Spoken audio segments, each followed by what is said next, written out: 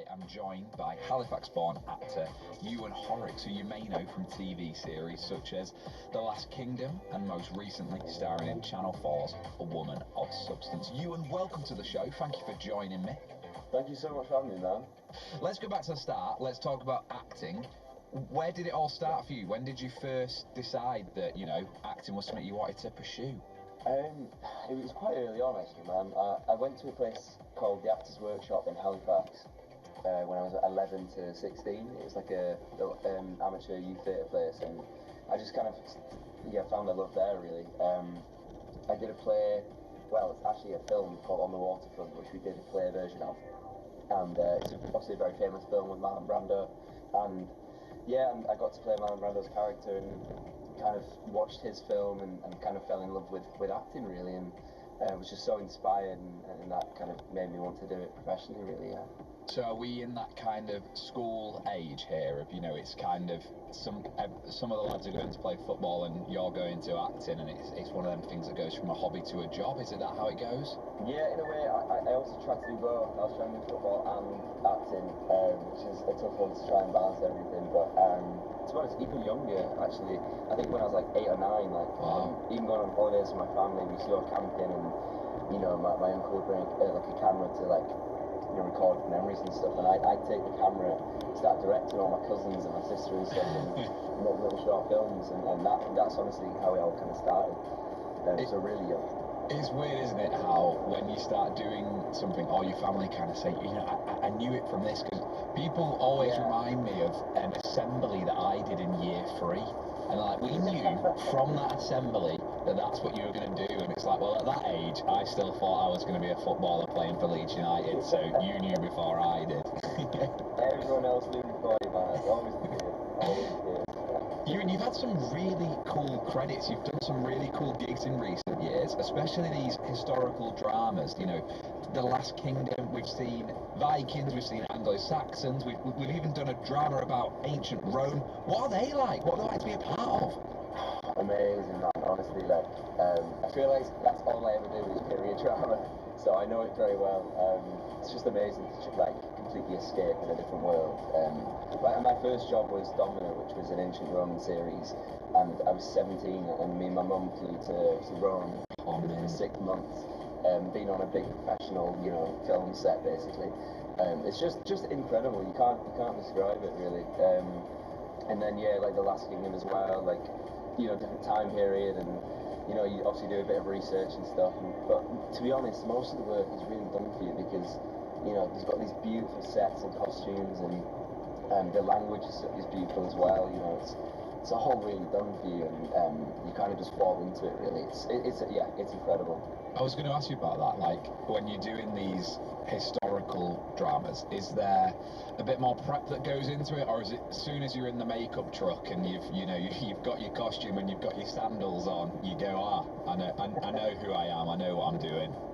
I don't know, man. I think it depends. Depends on who you're playing. Sometimes if you're playing someone who's real, maybe you kind of have to do a bit more research with that. I think most of it's kind of done for you. You just kind of, you don't need to imagine it. That's what it is. It's just all in front of you, which is incredible.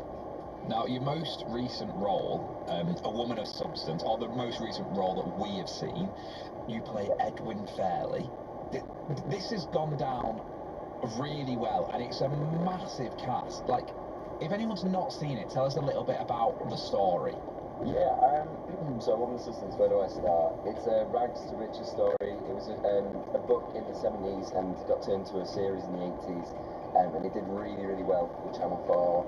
I think it was Channel 4's most streamed series the whole time, and it's still now, I think. And I know that our series has done really well as well, and well, we've got to live up to that, obviously, but it's a complete revamp of it, it's got an incredible cast, and it's just a really, really powerful Yorkshire story as well, which I'm really proud to be a part of. I was going to ask that, being from Yorkshire, being a Yorkshire lad, obviously, you're from Halifax, and then being involved in a Yorkshire story that's been written by someone from Yorkshire. What's that like? Do you know what? It's the first time I've had that, man. It's the first time I got to film in Yorkshire again, and it's such a privilege, honestly. Even though my character is a very privileged, I don't use a Yorkshire accent in it. I'm speaking quite posh, basically. But it's amazing, man. Like, yeah, you know, having a whole Yorkshire crew with us and filming, like.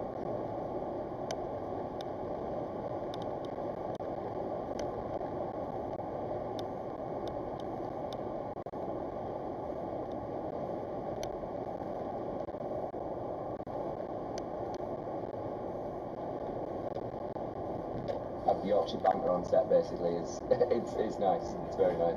I was going to say, what do you prefer? If your agent rings you tomorrow and she goes, I can get you a series in Rome, or I can get you a series filming around Yorkshire, staying at home in Halifax, what's the choice?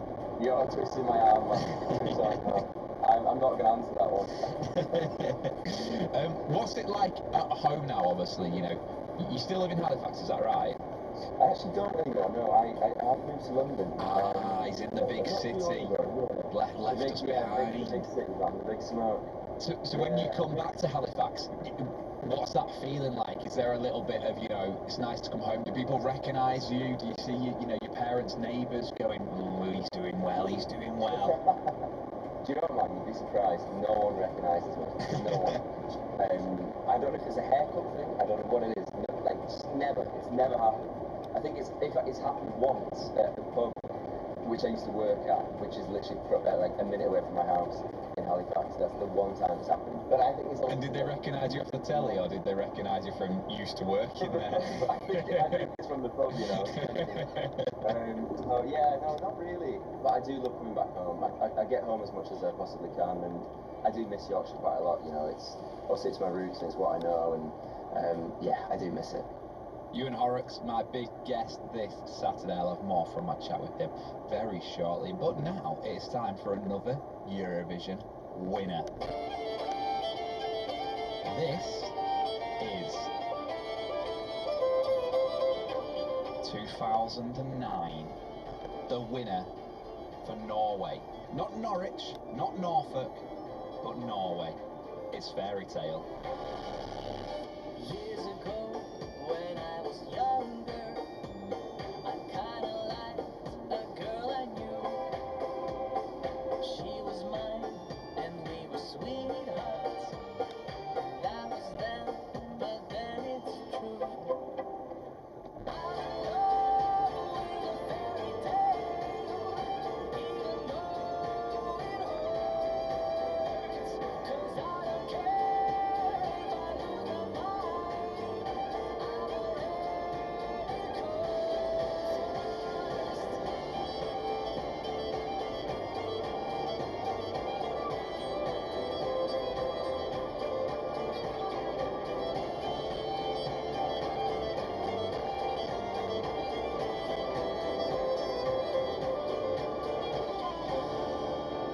every day we started fighting. Every night we fell in love. No one else could make me sadder, but no one else could lift me high above. I don't know what I was doing when suddenly we fell apart. Nowadays I cannot find her, but when I do, we get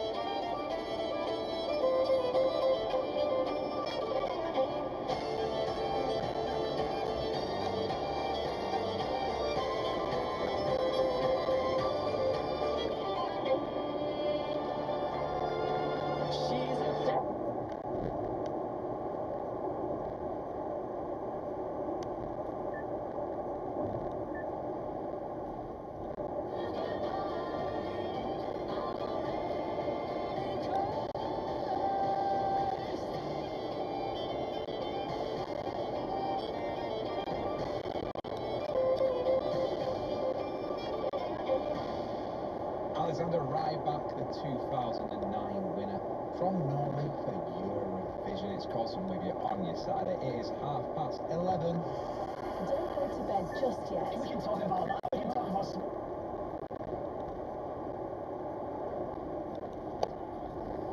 There's loads of time for like jokes and funniness, right? If we beat Frank Lampard next season and he wants to play, stop.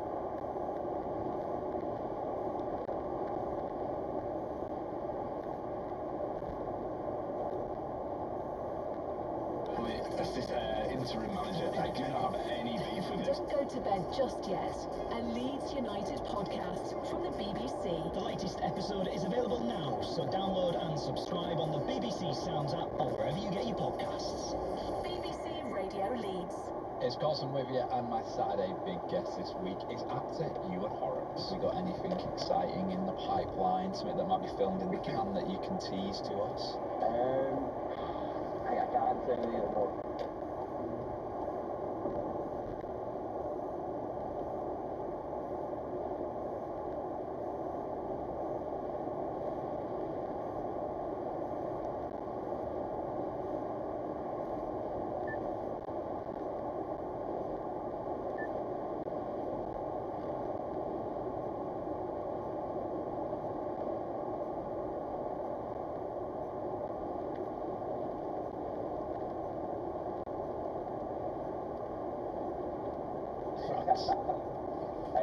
Do you know, it actually always changes. As a kid, I always wanted to be Spider-Man. That was always Nice. I remember even in my acting class, like, I did a scene from The Amazing Spider-Man and tried to be Andrew Garfield to try and win over my agent, basically. And it somehow worked. But yeah, I don't know, as I've got older, I've kind of like let that dream go. Don't think Spider-Man's in my pipeline anymore. I mean, to be honest, I always looked up to Joaquin Phoenix and those kinds of actors, and I think, to be honest, to be making films that kind of push it and are a bit bolder and, you know, those kind of, like, deep indie films, I really kind of, I love, like, yeah, those are the films that I love, and I would really like to try and get in that world, really, so, yeah, in terms of a role, I don't really know yet. I mean, a Yorkshire one would be nice. To do a Yorkshire gritty role, that would be lovely. Yeah. So that's something I'm definitely aspiring for. Yeah, it's so weird, isn't it, how it changes, you know. I remember as a kid, like, if someone asked me, I'm always like, oh, I want to be Doctor Who, like, I want to be Doctor Who. Yes. And then I went through a phase of wanting to be Henry VIII, and like, if they ever do a biopic on Henry VIII, I'd love to do it. Whereas then it just gets to the bit where you're like, I just want to keep making TV. Like, that's kind of, that's what your passion turns to, and obviously, you know, I'm sure you'll aspire to, you know, lead a film one day, lead a drama, and, you know, wouldn't it be great if we did have like another Happy Valley or another gritty Yorkshire show, and God. you know, you're there leading the line. Happy Valley, can we just say, is probably one of the best TV series of all time. So good, so good. A genius So writer from here in Yorkshire. That's brilliant, what. isn't it? Yeah. Well, when Last Tango comes back up, you'll have to get on the phone and say, look, I'm available, and if anyone knows Halifax, it is me. Absolutely, man. Absolutely. Ewan, it's been really great talking to you, but before you go, now I've found out you've moved to London, I have been told by the people of Yorkshire that I've got to do a test with you. I do it with all my guests, but, you know, there's a little bit of pressure on you because this is the How Yorkshire Are You quiz. Oh, no. Well, yeah, I've lived there for 22 years of my life. I mean, I should be okay at this. How long have you been in London? A year and a half. Oh, let's see what's changed. Yeah, Let's see what's changed in those 18 months. There's pressure on here, there's pressure on. So how it's going to work is I'm going to ask you a series of questions, and depending on your answers, we'll get a percentage as to how Yorkshire you are. Okay. There are some people, no pressure, who have got 100%. We're talking football Steve Bracknell, football Simon Grayson, educating Yorkshire's Matthew Burton. All these people have got 100%. So, pressure is on, my friend. Pressure is on. Are you ready to take on the quiz? I'm going to take a breath. Right. Let's give it a go. Your time starts now. East or west of the Pennines? West. Scraps on your fish and chips, yes or no? Absolutely yes. A whippet or a westie? Westie. A flat cap or a beanie? Oh, beanie. If I were to say to you, on Ilkley Moor Bar Tat, what item of clothing would I not have?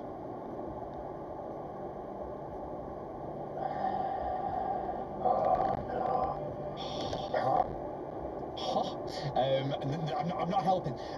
Complete the well-known sporting icon, Dickie who? Oh God, no. You can pass. Oh, I don't know. I'll have to pass. No, Red no. rose or white rose? White rose. Your time is up. Oh dear, that's not good.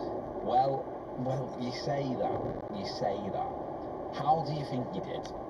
I think I probably...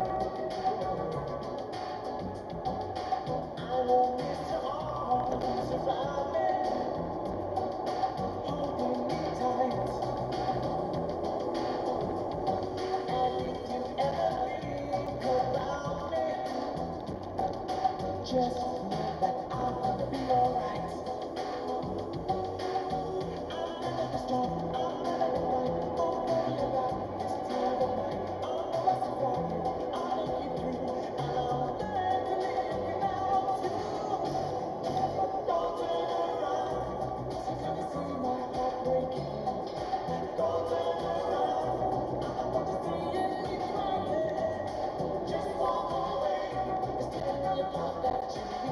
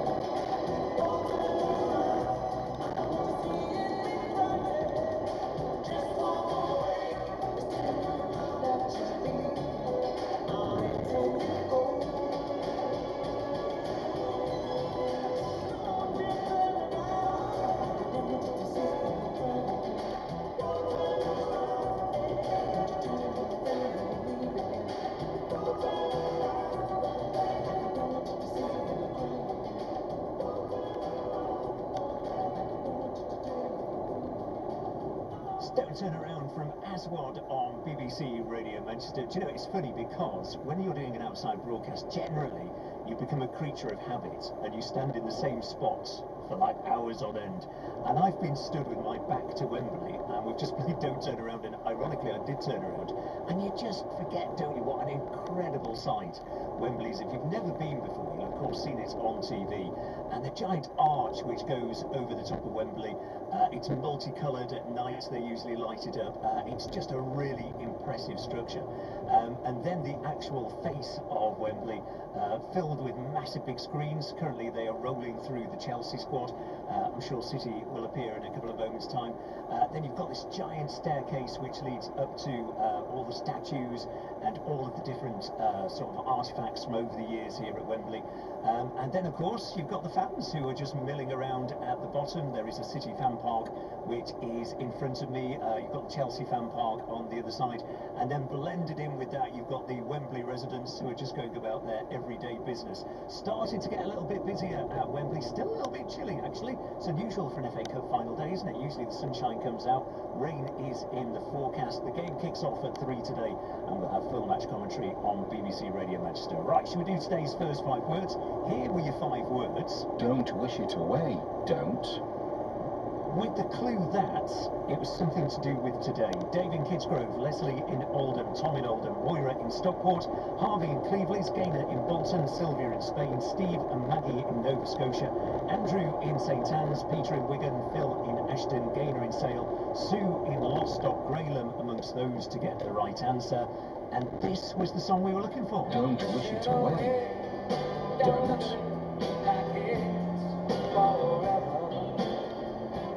There you go, Elton John's Guess That's Why They Call It the Blues. Another one of those, same time tomorrow, just after 11. Right, this is the new one from the Rolling Stones on BBC Radio Manchester.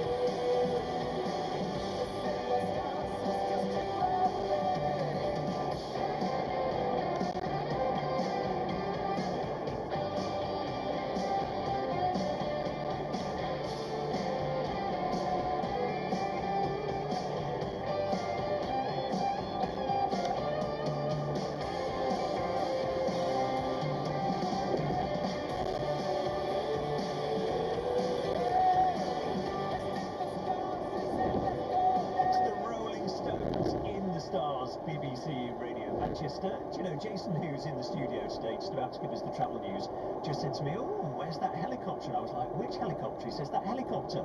I couldn't hear a helicopter. I've got the music on so loud, but now the music has ended. You can probably hear in the sky above me. You can tell it's FA Cup day, can't you?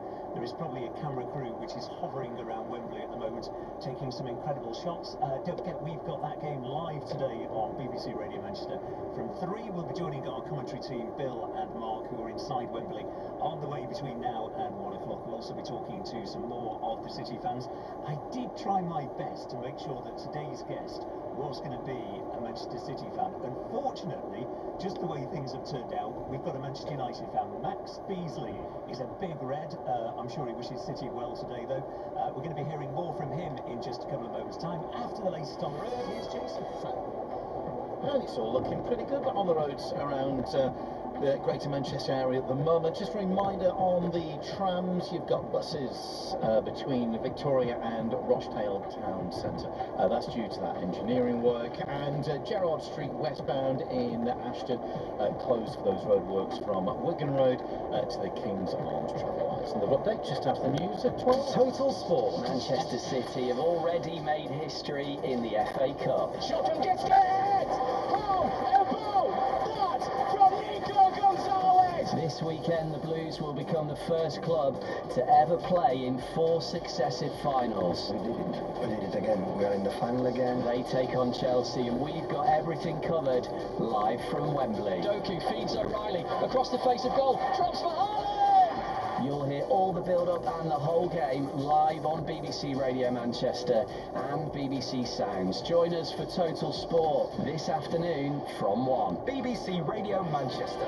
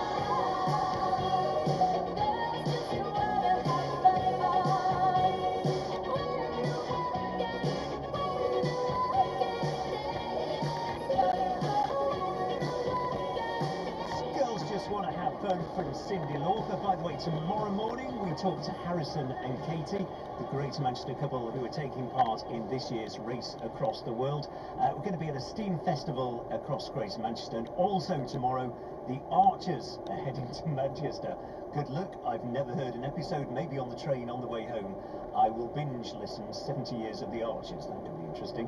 Now, Manchester actor Max Beasley, who in his early life went to Cheetham School of Music, was a drummer for Take That. He returns to the small screen next week in Tom Clancy's Jack Ryan Ghost War. It premieres globally on Prime Video on Wednesday. Well, the Burnage-born actor's already made his mark in Idris Elba's drama Hijack, also Hotel Babylon, where he was the assistant manager, and the American drama Homeland. And he told me about this forthcoming show, which I have to say is very action-packed. So the question was, does he do his own stunts? Put your hands up. Put them up. I think that, look, the stunt team are there for a reason, and they're professional, and they're so good at what they do. And Lee Morrison was our stunt coordinator on this. He had the best of the best working on this job, and he would assess my driving, and he says, I can see you can drive, Max. I'm going to try and get you in for as many shots as I can.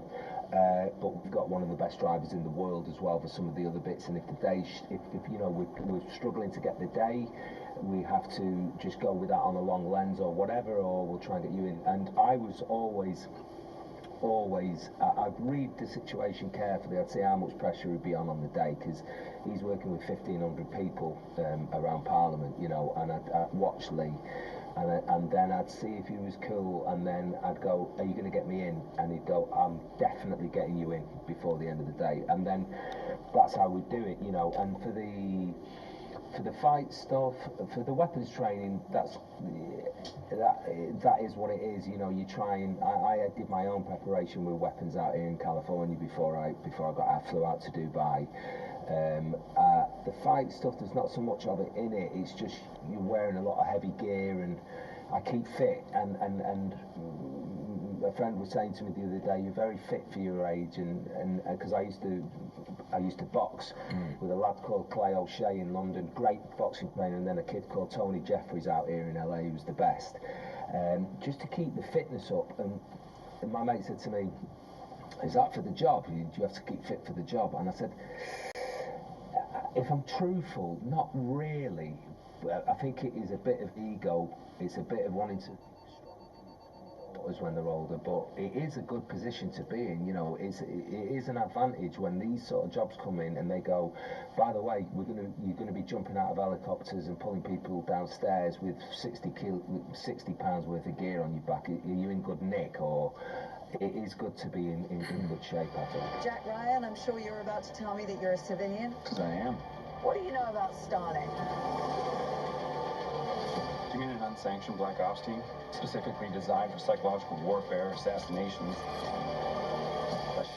So, listen, you were in Hijack recently. Again, that would have been better on the Metrolink than the London Underground, but that's fine. We'll give that one to Idris. You know, I would have loved to have seen him running up the steps of Betty's of the Barns, getting a Greps, but that's okay. Is it nice to do these things? And, you know, this is the same, where, you know, you are based in the UK, apart from obviously when you went out to Dubai. But, I mean, this is being seen internationally, aren't they? These shows are just being seen right across the world now. We're very lucky, you know. We all know as actors, it's a currency. You have a specific currency, and you could do one of the greatest jobs in the world at home that not many people see. And does that help your currency? Maybe not. And then you can be lucky enough. I've been lucky, very lucky recently with The Gentleman doing extremely well worldwide, and then Hijack doing extremely well, where it just helps. It helps with, let's be frank, what is the currency here? And we know what the game is. It's why people will say, put him in from House of the Dragon, he's good, or can we get him from, what about that actress from Succession? Regardless of what the role is, it is what it is, I'm aware of that, and it can be, sometimes it can be a little bit upset. It can put you off the reason why you fell in love with the business in the first place, and I still really do love the preparation for these things. I still love getting on the floor. I still love seeing the crew. I still love watching, you know, the camera guy putting what lenses, what's he putting on this, how's he shooting this, what's the DP doing with the, I love it. I love it all.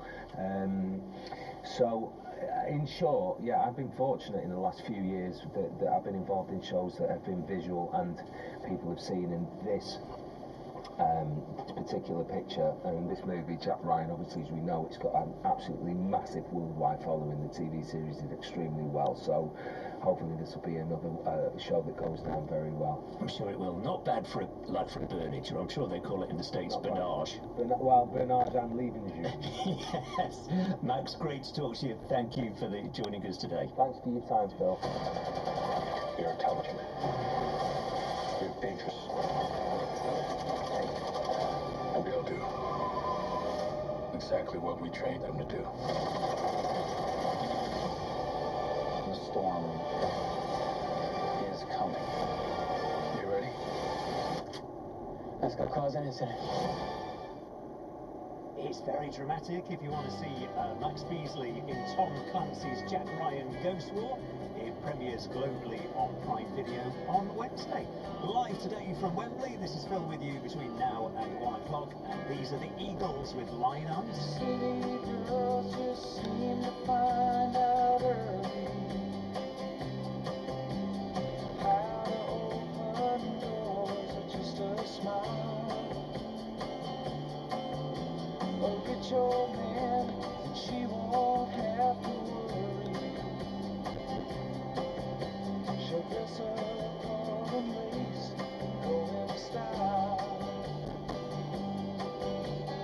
Late at night, the big old house gets lonely. I guess every form of refuge has its price. And it breaks her heart to think her love is only given to a man with hands as cold as ice. So she tells him she must go out for the evening to comfort an old friend who's feeling down. But he knows where she's going and she's leaving.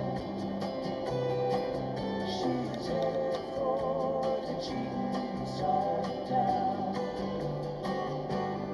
You can't hide your lying eyes, and your smile is in disguise. I thought by now you'd realize there ain't no way to hide your lying eyes.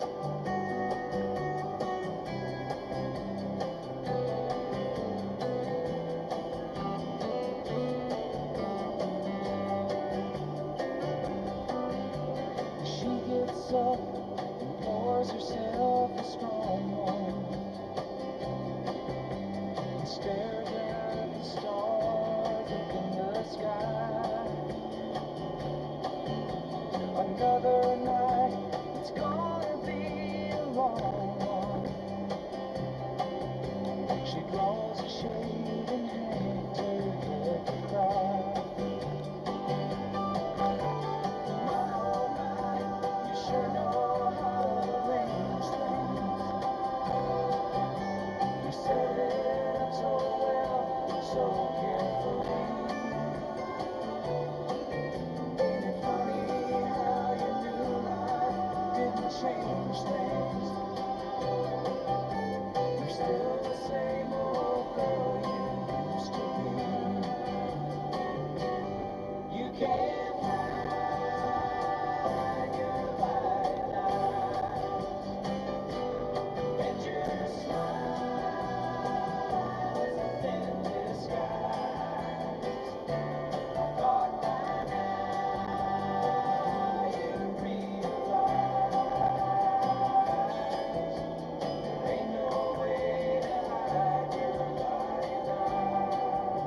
the Eagles' Lion Eyes on BBC Radio Manchester. Morning from Filtro, live today from Wembley. I'm with you through until 1. And then full match commentary as Manchester City face Chelsea in the FA Cup today from 3. And he's underway next. The BBC Sounds app. On your smart speaker. Play BBC Radio Manchester. And on your radio. The sound of Manchester is BBC Radio Manchester. At midday with the latest BBC News for Greater Manchester, I'm Vicky Carter. Manchester City face Chelsea in the FA Cup final this afternoon, looking to claim a domestic cup double. City have already won the Carabao Cup this campaign, and it'll be the 24th time Pep Guardiola has managed City at the National Stadium. These fans told Total Sport how they're feeling. I feel confident in the way that the team has performed of late, and the way that the group has spoken about what is on the line this season and what they still want to achieve. Excitement. I love going to Wembley. I love these days out. You can't take them for granted. So it's kind of a mixture of a lot of things. BBC Radio Manchester have full commentary on FM, DAB and BBC Sounds from 3.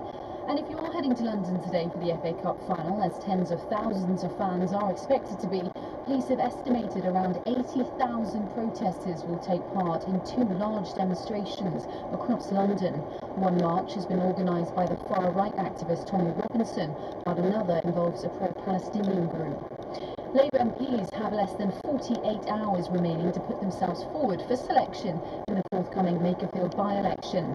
The seat in North West England became vacant after the sitting MP, Josh Simons, stepped aside to follow Andy Burnham to contest it. Philip Cowley, who's a professor of politics at the Queen Mary University of London, says some MPs may choose not to enter the leadership contest in order to speed up the process and give Mr Burnham a clearer path to victory. If Andy Burnham wins that seat and becomes an MP, I think there'll be huge pressure not to then have a drawn-out leadership contest, which, because it doesn't just involve MPs, because it involves the party members and affiliated organisations as well, could take months. So I think there will be pressure within the party not to have a contest, and I think it could be that he becomes the only candidate. Greater Manchester Police say 3 men have been charged after a seizure of Class A drugs on Thursday morning in Blakely.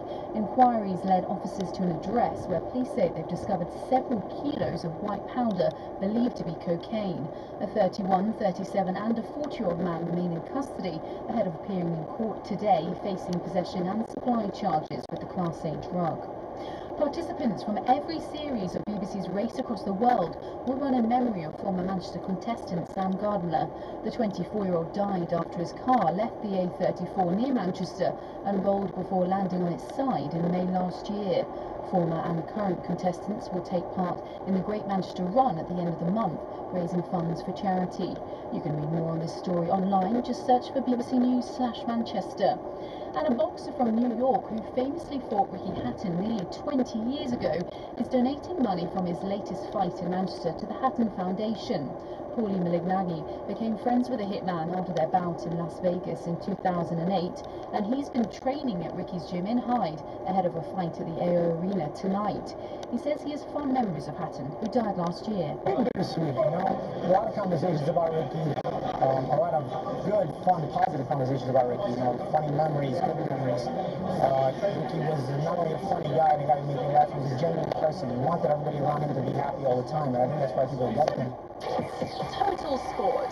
BBC Radio Manchester. As I mentioned, Manchester City faced Chelsea in the FA Cup final this afternoon, looking to claim their second domestic trophy of the year. You can listen to full match commentary here on BBC Radio Manchester on FM, DAB and BBC Sounds from 3.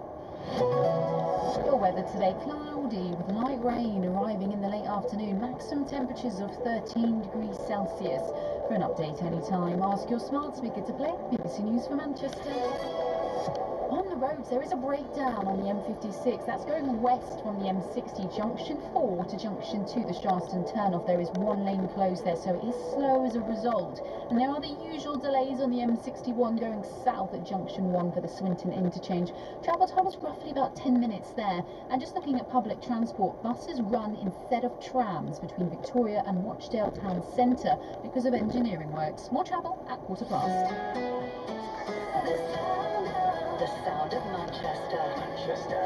And all the music you love. BBC Radio Manchester.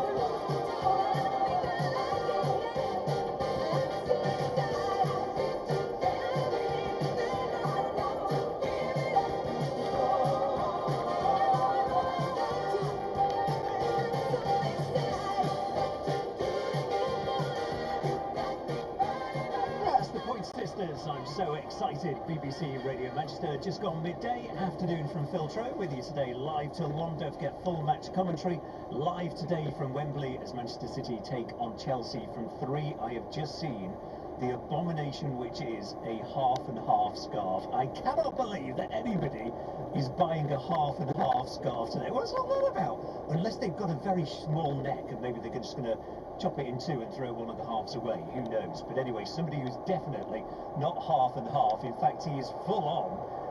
This is like multicolour in front of me at the moment. There is a story behind the brother shirt that Luke from just near Rochdale is wearing. Just remind us, because this is kind of like, I don't want to describe it as pink. What would you describe that colour as?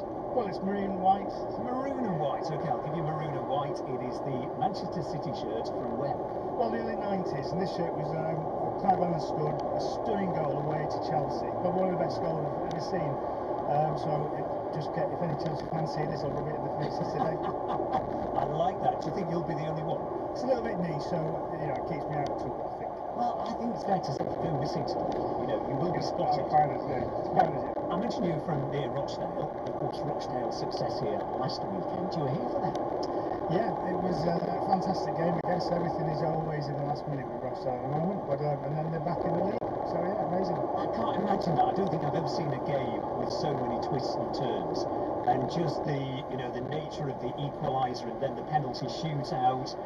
What was it like to be amongst those fans that day? Was it a special atmosphere? Yeah, it was amazing. I mean, this is my first club, so I'm supporting Rochdale as a original hometown place, I guess, near Rochdale. So yeah, amazing. A bit of stunned silence maybe at times.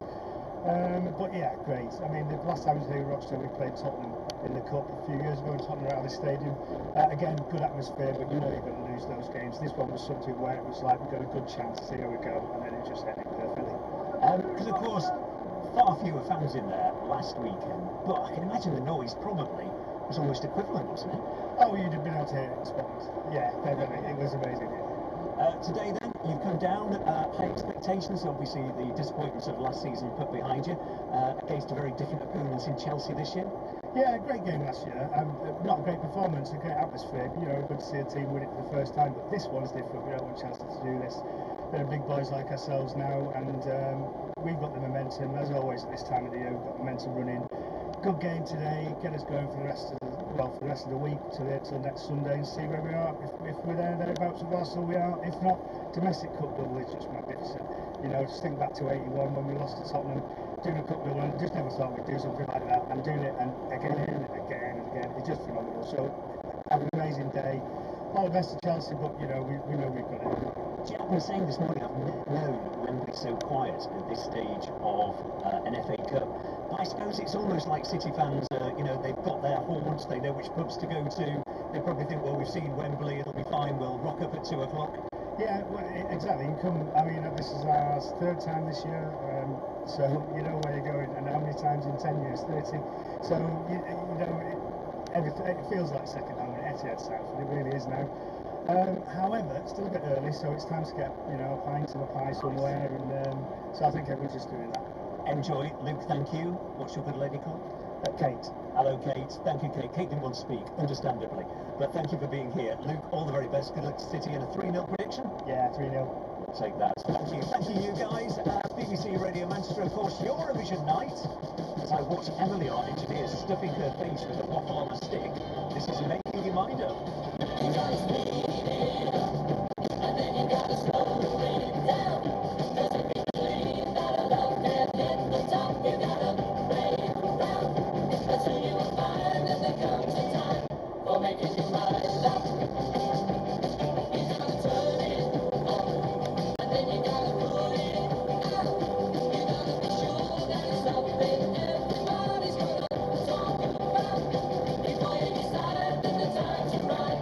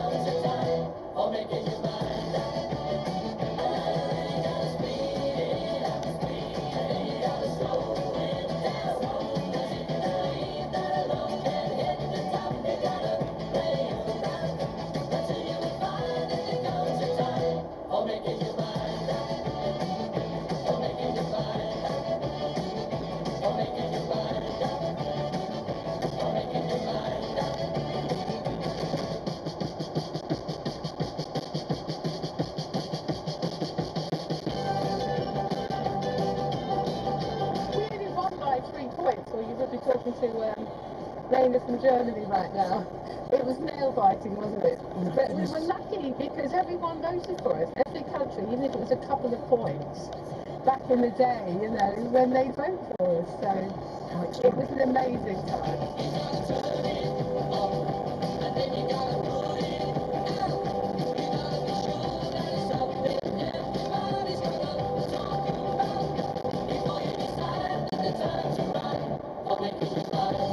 And did you think back then that, what, 40 odd years later, you would still be cropping up this time of the year on radio stations, TV programmes, that clip would still be shown?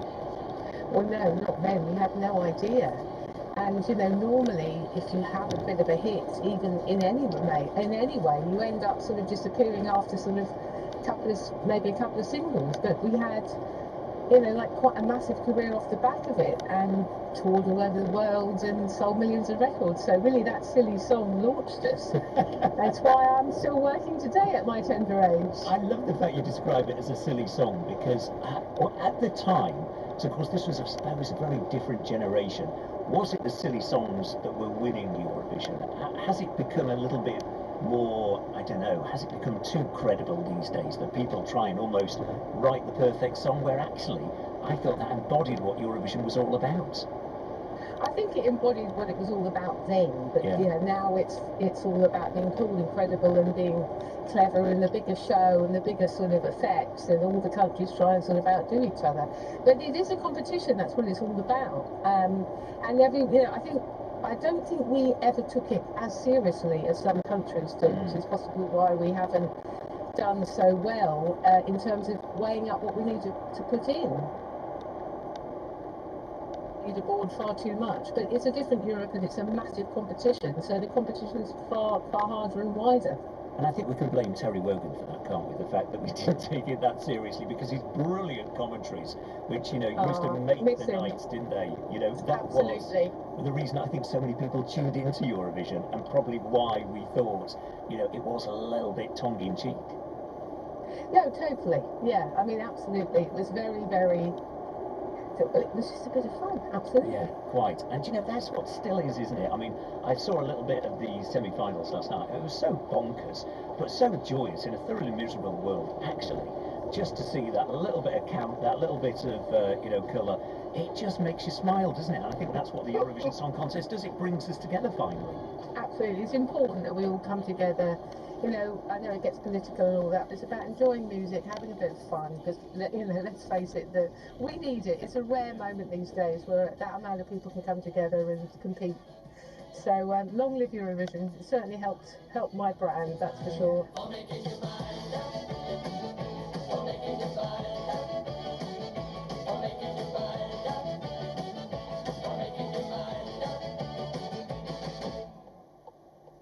Jay Aston from Books Fizz won Eurovision, God, too many years ago now, isn't it? Ahead of tonight's Eurovision Song Contest, BBC One tonight at 8. Right, we've got news from the other side of the city, the red side of the city. We'll bring you that in just a couple of minutes' time, live from inside Wembley. We'll talk to our sports editor, Bill Rice, in a couple of moments' time after the latest on the roads. And it's looking slow. M56 at the moment, westbound. There's a lane close due to a broken down vehicle from junction 4 to junction 2 at the Altrincham Road turn-off. Just getting word that has now just cleared, so traffic should be beginning to ease in the area. M61 southbound, that's a little bit busy towards the Swinton interchange, just the usual delays there. And buses instead of trams at the moment between Victoria and Rochdale Town Centre, and that's due to engineering work. Another update in about half an hour. The Joe McGrath Breakfast Show. I've got some quick fire bean questions. Do you want your beans in a ramekin or just throw them on the plate? You see, I never eat beans in public. This is because of That's my next question. Because of the mess. They dribble on you. The plate when you're finished is just swimming in bean juice. So I only eat beans.